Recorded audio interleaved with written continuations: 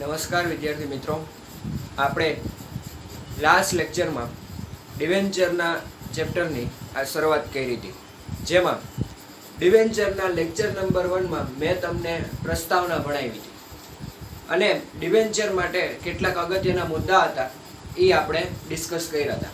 તો હવે તો તમને જાણતા જ તમને ખબર પડી ગઈ હશે કે ડિવેન્ચર એટલે શું, ડિવેન્ચર હોલ્ડર એટલે શું, બરાબર છે. અને ડિવેન્ચર માટે કેટલાક અગત્યના યાદ રાખવાના મુદ્દા હતા જે મેં તમને કાલે ભણાવ્યા હતા. પરંતુ હવે તમને જે ચોપડીમાં પ્રસ્તાવનામાં પણ અમુક મુદ્દા આમાં ઇન્ક્લુડ થઈ જશે. ચોપડીમાં તમને ડિવેન્ચરના અગત્યના મુદ્દા એવો તમને ટોપિક આપ્યો છે, જે ટોપિકની આપણે આજે આ લેક્ચરમાં ચર્ચા કરશું. બહુ સરસ ટોપિક છે. અને ડિવેન્ચરનો જે સેક્શન એ, આ સેક્શન એ, સેક્શન બી, આ સેક્શન એ અને સેક્શન બી ના પ્રશ્નો આ અગત્યના મુદ્દામાંથી વધારે પૂછાય છે, રાઈટ. એટલે આ બધા અગત્યના મુદ્દા છે એ તમે નોટ કરી લેજો, વ્યવસ્થિત સમજી લેજો, અને તમે પેપરમાં આમાંથી પૂછાય તો આ પ્રશ્ન બધા આવડી જવા જોઈએ, રાઈટ. ચાલો હવે આપણે ડિવેન્ચર માટેના અગત્યના મુદ્દા આપણે ભણીએ. તો જો આમાંથી પ્રસ્તાવનામાં પણ મેં તમને અમુક પોઈન્ટ્સ ભણાવી જ દીધા છે, એ પાછા અમુક રિપીટ પણ થશે. જોઈએ એમાં પહેલો મુદ્દો, પેજ નંબર 65. પહેલો મુદ્દો ડિવેન્ચર અંગે અગત્યના મુદ્દા. ડિવેન્ચર એ કંપનીની લોન તરીકે નાણાં આપ્યાનો એક લેખિત દસ્તાવેજ છે, એટલે કે કંપની દ્વારા પોતાના દેવાનો સ્વીકાર કરતો દસ્તાવેજ એટલે ડિબેન્ચર. હવે આ શું છે તો કે ડિબેન્ચરની વ્યાખ્યા છે. મેં તમને કટ ટુ કટ લાસ્ટ લેક્ચરમાં વ્યાખ્યા ભણાવી હતી, રાઈટ. અને આ વ્યાખ્યા મેં બોર્ડ ઉપર પણ લખી હતી, મેં તમને પ્રશ્ન પણ લખાયો હતો આનો, એટલે આ ઈ જ જવાબ થયો એનો, રાઈટ. આપણે વ્યાખ્યા ભણી ગયા. તો અગત્યના મુદ્દા આપણે એક એક મુદ્દો અહીંયા નોટ કરતા જઈએ. ડિબેન્ચર ના અગત્યના મુદ્દા. હવે એમાં પેલો કયો મુદ્દો હતો તો કે વ્યાખ્યા. પેલો મુદ્દો હતો વ્યાખ્યાનો. હવે એના પછી બીજો મુદ્દો શું કહે છે તો કે ડિબેન્ચર ચોક્કસ વ્યાજ દર ધરાવતી જામીનગીરી છે. હવે મેં તમને કીધું હતું કે ડિબેન્ચર છે એના ઉપર શું મળે તો કે વ્યાજ મળે. જેમ શેર ઉપર ડિવિડન્ડ મળે એવી જ રીતના ડિબેન્ચર ઉપર શું મળે, વ્યાજ મળે. અને કંપનીને નફો થાય કે ન થાય પણ આ વ્યાજ તો ચૂકવવું જ પડે, કારણ કે ડિબેન્ચર હોલ્ડર છે એ કંપનીને શું કહેવાય તો કે લેણદાર કહેવાય, રાઈટ. હવે બીજો મુદ્દો વ્યાજનો. વ્યાજ દર. ડિવેન્ચર એ ચોક્કસ વ્યાજ દર ધરાવતી જામીનગીરી છે. યાદ કરો મિત્રો, મેં તમને કાલે કીધું હતું કે ડિવેન્ચર છે ને, ડિવેન્ચર એ પોતાના વ્યાજ દરના આધારે ઓળખાય. જેમ કે 8% ડિવેન્ચર, 5% ડિવેન્ચર, 4% ડિવેન્ચર, આવી રીતના આગળ ટકા લાગતા હોય ને એટલે એના વ્યાજના ટકા હોય. શેના હોય? ડિવેન્ચર ઉપર મળતા વ્યાજના. ઓકે. અને આ વ્યાજ કંપનીને નફો થાય કે ન થાય ચૂકવવું પડે અને ચૂકવવું જ પડે, રાઈટ. ઓકે. એનાથી આગળ થર્ડ, ડિવેન્ચર પર જે દરે વ્યાજ આપવામાં આવે છે તે દરના આધારે ડિવેન્ચર ઓળખાય. જોયું? આ લાઈન બહુ મોસ્ટ આઈએમપી લાઈન છે અને મેં તમને કાલે એટલે આ લાસ્ટ વિડિયો લેક્ચરમાં પણ ભણાવી હતી કે ડિવેન્ચર પર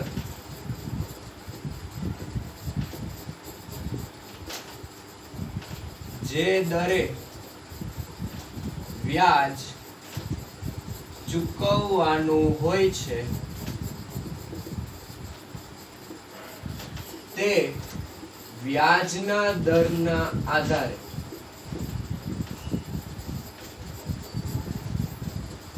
ડિબેન્ચર ઓળખાય છે.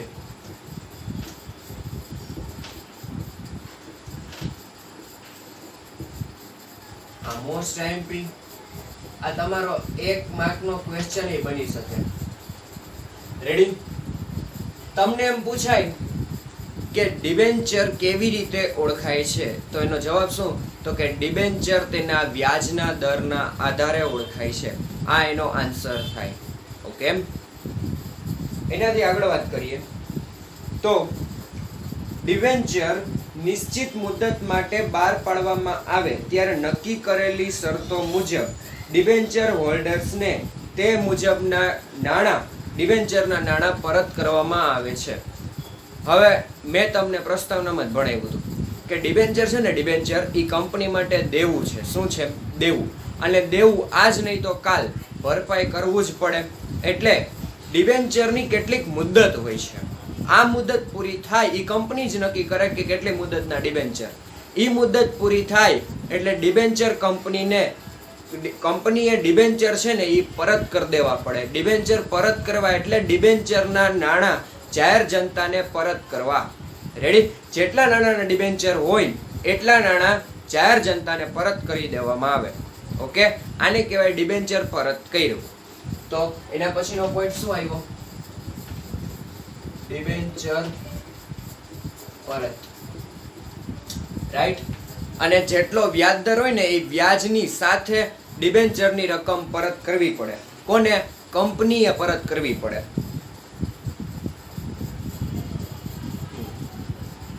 હવે એના પછી શું કહે છે, તો કે કંપની ધારા 2013 મુજબ, તમને ખબર જ છે અત્યારે કયો કંપની ધારો ચાલે? 2013.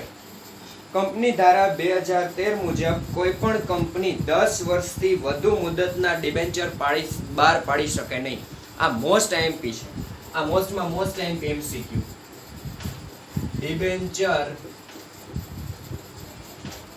10 વર્ષથી વધુ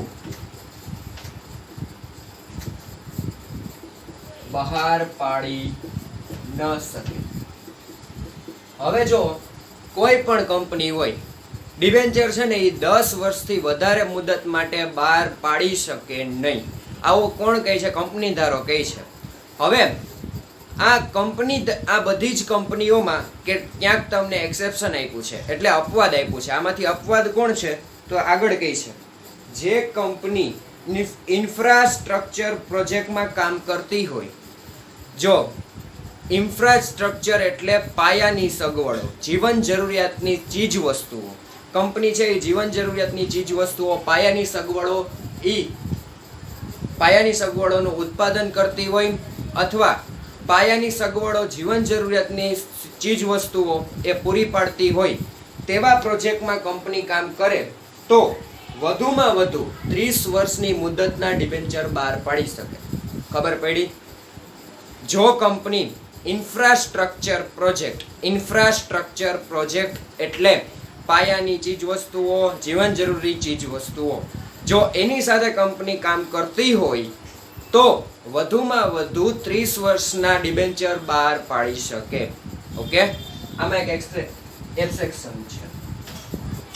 જો કંપની ઇન્ફ્રાસ્ટ્રક્ચર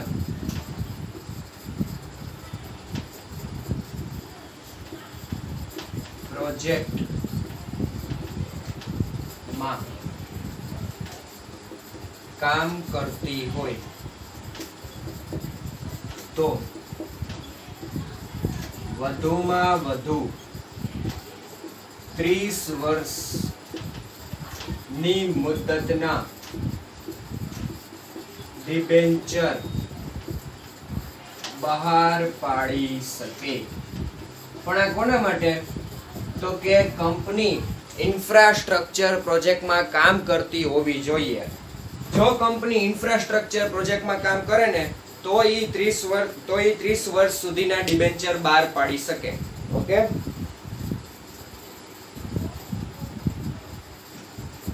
પણ જો કંપની ઇન્ફ્રાસ્ટ્રક્ચર પ્રોજેક્ટમાં કામ કરતી નથી, આવી દરેક કંપની માટે વધુમાં વધુ મુદત કેટલી? તો કે 10 વર્ષ. બસ 10 વર્ષથી વધુ ડિબેન્ચર બહાર પાડી શકશે નહીં. રાઈટ? હવે જો આ તો પાંચમો પોઈન્ટ. એના પછી છઠ્ઠો પોઈન્ટ શું કહે છે? ડિબેન્ચર કંપનીની મિલકતો પર બોજ સાથે કે બોજ વગર પણ બહાર પાડી શકાય છે. હવે જો મિત્રો, આ ડિબેન્ચર છે ને, ડિબેન્ચર એ ઉછીનું મૂડી છે, દેવું છે, અને આ દેવાની સામે કેટલીક જામીનગીરી પણ આપવી પડે કે નહીં? ઓકે, હવે આપણે કોઈની પાસેથી ઉછીનું દેવું લઈએ છીએ તો આપણે સામે એમ કહેવાના છીએ કે ભાઈ આલે મારી મિલકત, જો હું આ દેવું ન આપું તો તું આ મિલકત મારી વેચી નાખજે અને પૈસા લઈ લેજે. રાઈટ? આને શું કહેવાય? તો કે મિલકતો પર બોજ રાખ્યો કહેવાય. શું કહેવાય? બોજ રાખ્યો. હવે તમને ખબર પડી તો કે આપણે જેની પાસેથી ઉછીના નાણાં લઈએ છીએ એની સામે જામીનગીરી પેટે કે ભાઈ આલે મારી જામીનગીરી, આ જો હું પૈસા ન દઉં તો તું આ મારી મિલકત છે, આ મારી મિલકત પર તું કબજો કરી લેજે. કબજો કરી લો એટલે એ મિલકત વેચી નાખે એટલે એના પૈસા એને મળી જાય. રાઈટ? આને કહેવાય મિલકતો પર બોજ ઊભો કરવો. હવે આમ કંપની છે ને એ ડિબેન્ચર બહાર પાડે. હવે ડિબેન્ચર બહાર પાડે ત્યારે કંપની મિલકતો પર બોજ રાખી પણ શકે અને મિલકતો પર બોજ ન પણ રાખી શકે. રાઈટ? કંપની એમ કહે કે અમે ડિબેન્ચર બહાર પાડ્યા, આલ્યો ડિબેન્ચર, રેડી? હવે આ રહી અમારી મિલકત, જો અમે પૈસા ન આપીએ તો આમાં અમારી મિલકત છે એ વેચી નાખજો ને પૈસા લઈ લેજો. પણ અમુક કંપનીઓ એવી પણ હોય કે ભાઈ આલ્યો ડિબેન્ચર, અમે કાંઈ મિલકત નથી આપતા, તમારે જેમ કરવું એમ કરો. રાઈટ? અમે પૈસા ચૂકવી દેશું, એ ચૂકવી જ દેશું. રાઈટ? પણ એની સામે જો કોઈ મિલકત નથી આપી, ઓકે, તો આને મિલકત ઉપર બોજ ઊભો નથી કર્યો. જ્યારે તમે સામે મિલકત પણ આપો કે આલ્યો ભાઈ અમે પૈસા ન ચૂકવીએ તો મિલકત તમે વેચી નાખજો, એને મિલકત ઉપર બોજ ઊભો કર્યો કહેવાય. રાઈટ? અને એનાથી આગળ તમને બહુ મસ્ત લાઈન કહી છે કે મિલકતો પર બોજ એટલે શું? મિલકતો પરનો બોજ એટલે શું? તો કે ગીરો અધિકાર. શું? ગીરો અધિકાર. આ મોસ્ટ આઈએમપી 1 માર્કના ક્વેશ્ચન માટે.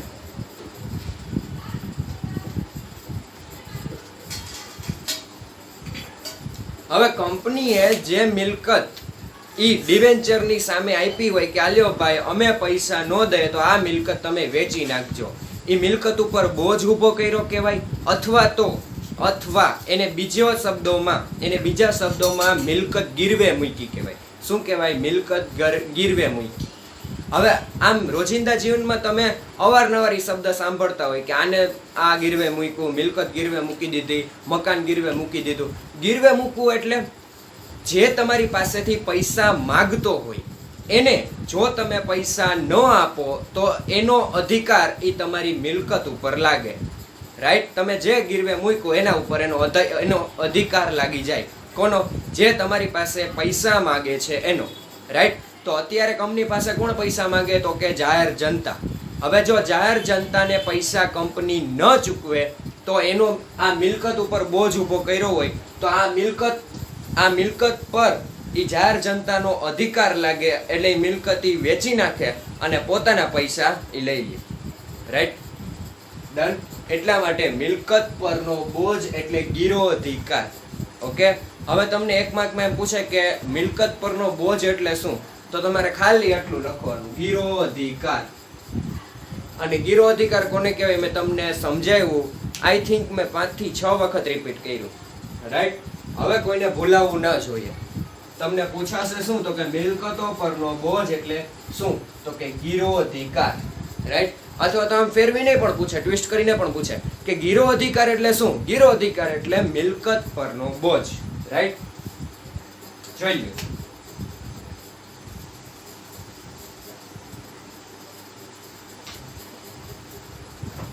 હવે એના પછી શું કહે છે?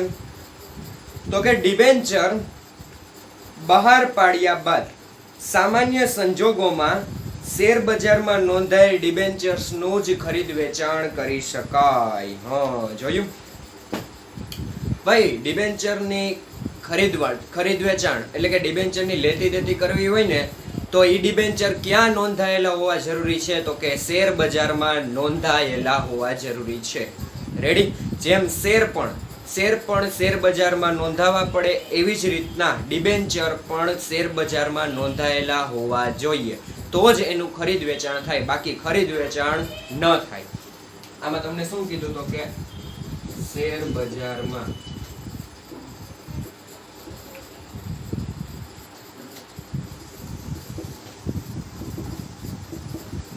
નોંધાયેલ ડિબેન્ચર. આ શેર બજારમાં નોંધાયેલ ડિબેન્ચર એને શું કહેવાય? એને ઇંગ્લિશમાં લિસ્ટેડ ડિબેન્ચર કહેવાય. શું કહેવાય? Listed debenture. એનાથી આગળ શું કહે તો કે આવા ડિબેન્ચરની બજાર કિંમત તેની મૂળ કિંમત જેટલી કે તેથી ઓછી કે તેથી વધુ પણ હોઈ શકે. હવે હું તમને એક વાત કહું. શેર હોય ને, શેર ઈ મૂળ કિંમતે બહાર પડે અને મૂળ કિંમત કરતાં વધુ એટલે આપણે એને પ્રીમિયમથી કહીએ. એટલે શેર મૂળ કિંમતે બહાર પડે અને પ્રીમિયમથી બહાર પડે. જ્યારે ડિબેન્ચરમાં કેવું છે? ડિબેન્ચર મૂળ કિંમતે પણ બહાર પડે, પ્રીમિયમથી પણ બહાર પડે અને વટાવથી પણ બહાર પડે. રેડી? મૂળ કિંમતે એટલે જેટલી મૂળ કિંમત હોય એટલી જ કિંમતે ડિબેન્ચર બહાર પાડવા. ડિબેન્ચર પ્રીમિયમથી બહાર પાડવા એટલે મૂળ કિંમત કરતાં વધુ રકમથી બહાર પાડવા, અને વટાવથી બહાર પાડવા એટલે મૂળ કિંમત કરતાં ઓછી રકમે બહાર પાડવા. અન્ડરસ્ટુડ? ઓકે. આ તો ડિબેન્ચર કેવી રીતે બહાર પડે તો કે મૂળ કિંમતે પ્રીમિયમથી અને વટાવથી બહાર પડે. રેડી?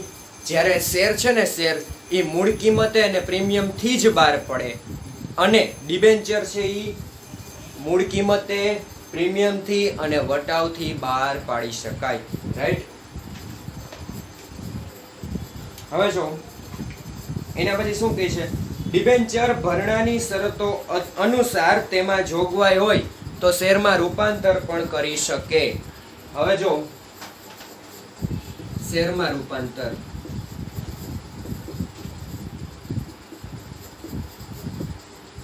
હવે મિત્રો કેટલાક ડિબેન્ચર એવા હોય ને કે ઈ ડિબેન્ચરને તમે ઇક્વિટી શેરમાં રૂપાંતર કરી શકો.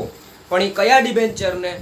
તો કે તમારા જે જોગવાઈ હોવી જોઈએ. તો કે કેમાં જોગવાઈ હોવી જોઈએ? તો કે કંપની ધારામાં જોગવાઈ હોવી જોઈએ. રાઈટ? જો જોગવાઈ હોય તો તેની શરતો અનુસાર તમે ડિબેન્ચરનું શેરમાં કન્વર્ટ કરી શકો. એને શું કહેવાય? તો કે કન્વર્ટિબલ ડિબેન્ચર કહેવાય. શું કહેવાય? કન્વર્ટિબલ ડિબેન્ચર. આ વર્ષે એટલે 2021માં તમારે 30% કોર્સ બાદ કરેલ છે, એમાં ડિબેન્ચરના પ્રકારો પણ બાદ કરેલ છે. જો તમને ડિબેન્ચરના પ્રકારો આ તમારા સિલેબસમાં હોત ને તો તમે આ વર્ષે શીખત કે ડિબેન્ચરના પ્રકારો 2 છે. ડિબેન્ચરના પ્રકારો 2 પણ છે. આમ તો ઘણા પ્રકારો છે પણ એનામાં 2. ક્યાં? તો કે કન્વર્ટિબલ અને નોન કન્વર્ટિબલ. કન્વર્ટિબલ એટલે જે ડિબેન્ચરનું ઇક્વિટી શેરમાં રૂપાંતર કરી શકો એને કહેવાય કન્વર્ટિબલ, અને નોન કન્વર્ટિબલ એટલે જે ડિબેન્ચરનું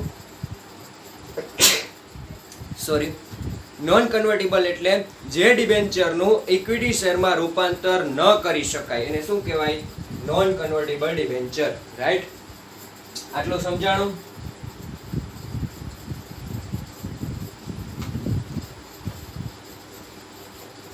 એના પછી શું છે તો કે ડિબેન્ચર કંપનીના પાકા સરેયામાં ઇક્વિટી દેવા બાજુ બિનચાલુ દેવાના શીર્ષક હેઠળ લાંબા ગાળાના દેવા તરીકે દર્શાવાય છે. એ તમે કંપનીના વાર્ષિક હિસાબ ભણી જ ગયા. આપણે પાર્ટ 2માં પહેલા કંપનીના વાર્ષિક હિસાબ જ ભણાવ્યું હતું. કંપનીના વાર્ષિક હિસાબમાં પાકું સરવૈયું આપણે ભણ્યા. પાકા સરવૈયાની 2 બાજુ, ઇક્વિટી અને જવાબદારી અને બીજું મિલકતો. રાઈટ? હવે એમાં પહેલી બાજુ એટલે કે ઇક્વિટી અને જવાબદારીમાં પહેલું શીર્ષક શેર હોલ્ડર્સના ભંડોળો. શેર હોલ્ડર્સના ભંડોળોમાં પણ 3 વિગત હતી. કઈ? તો કે પહેલા તો શેર મૂડી, પછી બિનચાલુ મિલકત, બિનચાલુ જવાબદારીઓ, એના પછી ચાલુ જવાબદારીઓ. રાઈટ? આ 3 વિગતમાંથી પેલા બાજુ કઈ? તો કે ઇક્વિટી અને જવાબદારી બાજુ. એમાં શેર હોલ્ડર્સના ભંડોળો, સોરી શેર હોલ્ડર્સના ભંડોળો નહીં, ઇક્વિટીની જવાબદારી બાજુ એમાં બિનચાલુ જવાબદારી. તમને ખબર જ છે કે આ ઇક્વિટીની જવાબદારી બાજુમાં 3 પાર્ટ પડે. એક તો શેર હોલ્ડર્સના ભંડોળો, બિનચાલુ જવાબદારી અને ચાલુ જવાબદારી. એમાં બિનચાલુ જવાબદારીમાં લાંબા ગાળાના ઉછીના દેવા તરીકે દર્શાવાશે. હવે મિત્રો તમને ખબર જ છે કે ડિબેન્ચર ક્યાં દર્શાવાય, તો કે પાકા સરવૈયામાં. આ પણ તમારો મોસ્ટ એમપી ક્વેશ્ચન. આ એક મોસ્ટ એમપી કહેતો જ જાઉં છું. ડિબેન્ચર ક્યાં દર્શાવાય, તો કે ઇક્વિટી અને જવાબદારી બાજુ બિનચાલુ દેવામાં અથવા તો બિનચાલુ જવાબદારીમાં લાંબા ગાળાના ઉછીના નાણાં તરીકે દર્શાવાય. જોઈએ ડન. Okay clear. આ તમારો મોસ્ટ એમપી પોઈન્ટ હતો.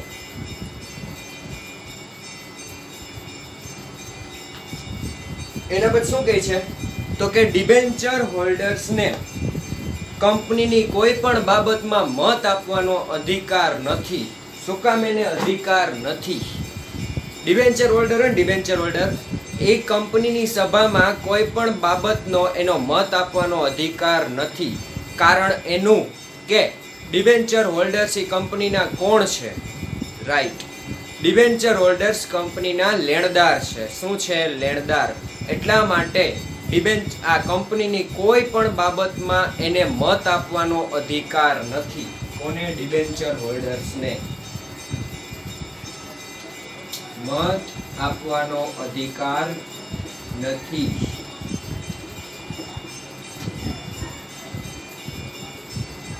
રાઈટ. હવે જો કોઈ ડિબેન્ચર હોલ્ડર હપ્તાની રકમ ન ભરે તો ડિબેન્ચર જપ્ત કરી શકાતા નથી. આ મેં તમને પ્રસ્તાવનામાં આગલા લેક્ચરમાં જ ભણાવ્યું હતું. લેક્ચર 1 માં મેં તમને આ સ્પષ્ટતા કરી હતી કે જેમ શેર ઉપર જો રકમ ન ભરે તો આપણે કંપની છે એ કેવી આ મોજથી કંપનીના શેર છે એ જપ્ત કરી લેતી. હવે એવું ડિબેન્ચરમાં પોસિબલ નથી. રાઈટ. કારણ કે ડિબેન્ચર હોલ્ડર છે એ કંપનીના માલિક નથી, કંપનીના લેણદાર છે. ડિબેન્ચર જપ્ત કરી શકાતા નથી.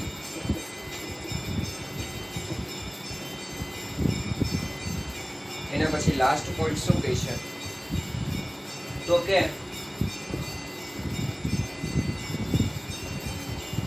કંપનીના વિસર્જન સમયે ડિબેન્ચર હોલ્ડર્સને શેર હોલ્ડર્સ કરતા પહેલા રકમ ચૂકવાય. હવે મને એક વાત કહો તો, કંપનીનું વિસર્જન થાય છે. શું? કંપનીનું વિસર્જન. હવે વિસર્જન થાય ત્યારે આપણે જ માનો કે કંપની છીએ, તો કંપનીમાં વિસર્જન સમયે જેટલી મિલકતો વેચીને આપણા હાથમાં રકમ આવે, એટલે કે આપણા હાથમાં જે પૈસા આવે એ પૈસામાંથી પહેલા દેવા ચૂકવાય કે પહેલા માલિકોને અપાય? રાઈટ, પહેલા દેવા ચૂકવાય. એટલે જે આપણી પાસે માંગે છે એને આપણે પહેલા પૈસા દેશું ને. તો ડિબેન્ચર હોલ્ડર કોણ છે? આપણા લેણદાર છે. એ આપણી પાસે પૈસા માગે છે એટલે સૌથી પહેલા કોને ચૂકવવામાં આવે? ડિબેન્ચર હોલ્ડર્સને રકમ ચૂકવવામાં આવશે. કારણ કે એ આપણા લેણદાર છે, એ આપણું દેવું છે, આપણે ભરપાઈ કરવું જ પડે. વિસર્જન સમયે સૌ પ્રથમ ડિબેન્ચર હોલ્ડરને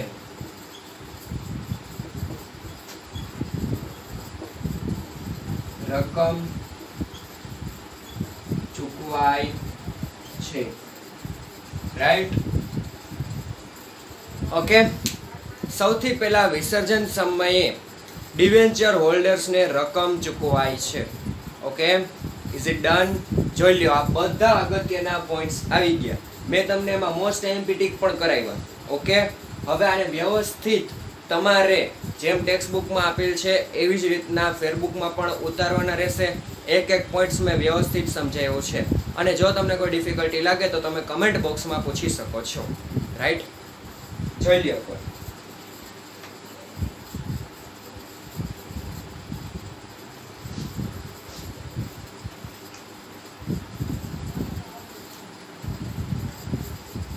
હવે છોકરાઓ, આપણે આના પછી ડિબેન્ચરના પ્રકારોને એ બધા પોઈન્ટ છે એ તમારા સિલેબસમાં નથી આ વખતે. એટલે હવે નેક્સ્ટ લેક્ચરથી આપણે ડાયરેક્ટ હિસાબી અસરો અને દાખલા ભણશું. Okay, done, tata, thank you so much. બસ આટલું જ આ લેક્ચરમાં. મને રજા આપો.